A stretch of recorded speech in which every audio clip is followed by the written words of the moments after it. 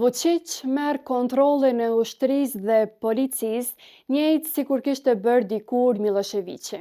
Serbia po përballet me një rikthim të rrezikshëm drejt praktikave të viteve të 90-ta, kur pushteti politik kontrollonte ushtrinë dhe policinë, raporton një medium austriak. Sipas kësaj gazete, ndryshimet e reja ligjore të presidentit Aleksandar Vučić po çojnë vendin drejt centralizimit të plotë të pushtetit në duart e tij. Projekt ligji për ushtrinë pritet të miratohet së shpejti, duke shpallur Vučićin komandant të përgjithshëm të forcave të armatosura.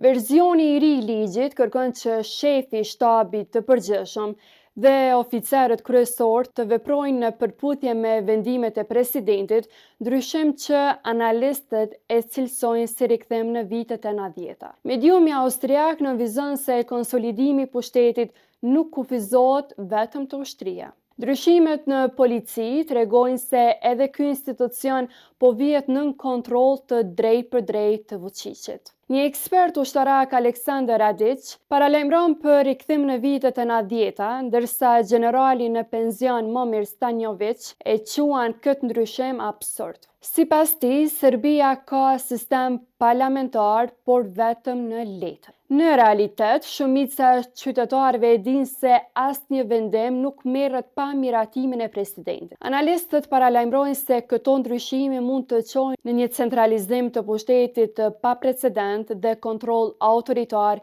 mbi institucionet kryesore të vendit.